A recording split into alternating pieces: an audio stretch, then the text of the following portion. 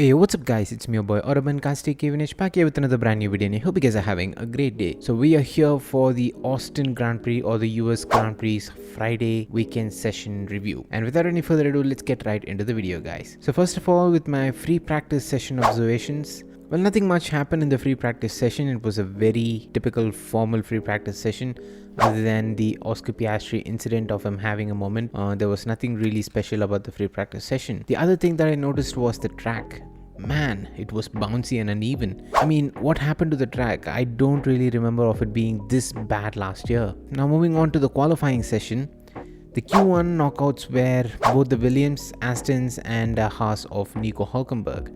Nico qualified P16, Alonso in P17, Albon in P18, Stroll in P19 and Sargent in P20. I'm not too shocked about the Williams getting knocked out, but the Astons and Nico were the shocker for me. Nico's lap time got deleted for the track limits at turn 19, I guess, but it seemed like he had the pace in hand. Both the Astons got knocked out due to lack of pace.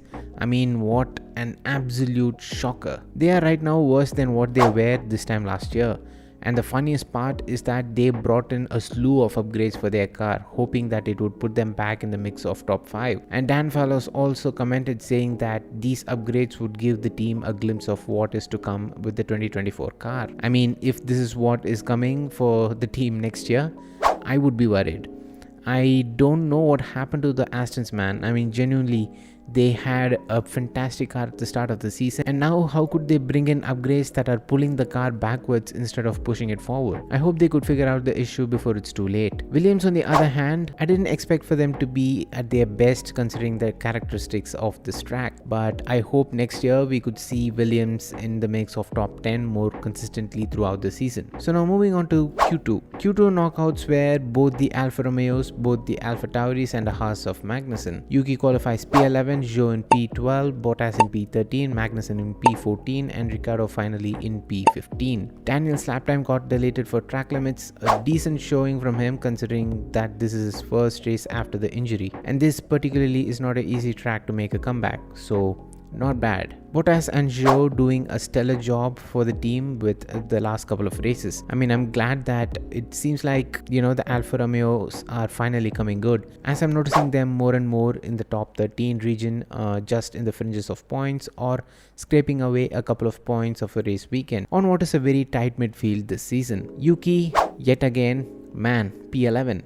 I'm damn sure right now that he hates the number 11.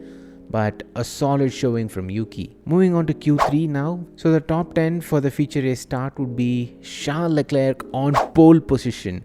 Yep, Ferrari is back. And now that's a top 5 that I'm talking about. Followed by Lando Norris in P2, Hamilton in P3, Sainz in P4, Russell in P5, Max in P6, Alpine Dio of Gasly in P7, Ocon in P8, Perez in P9 and Oscar rounding off the top 10 taking up P10. I mean, what a race start order that we have in our hand.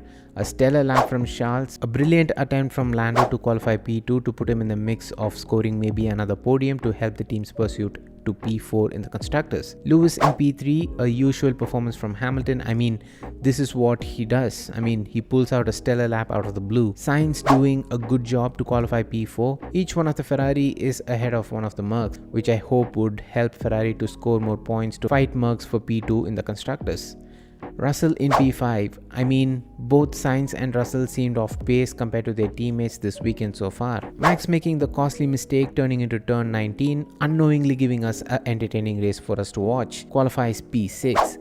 I mean, what a sacrifice. Alpine's making it again into the top 10. I hope they have the equivalent race pace to back it up with. They seem particularly quick at Sector 1. Perez. I mean, P9 is not where you want to be if you want to defend P2 in the Drivers' Championship when your nearest rival is in the top 3 for the race start. Oscar has to be the biggest shocker. I mean, considering he has dealt with tracks like Monaco and Singapore, him not being able to be as competitive as Lando at Kota was a shocker. P10 should not be the place for that McLaren, but I guess it's good enough considering where their rivals are at right now. Overall, it was a very interesting Friday.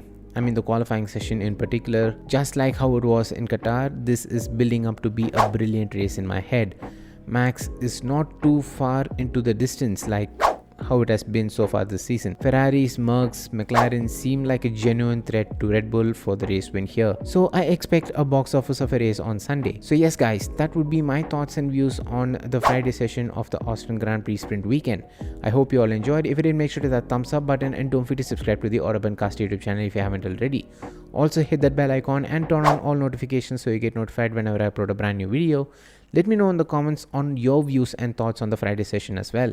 I'm curious to know your thoughts and opinion on it as well. And other than that, it's me your boy Cast aka Vinesh, and I'm out.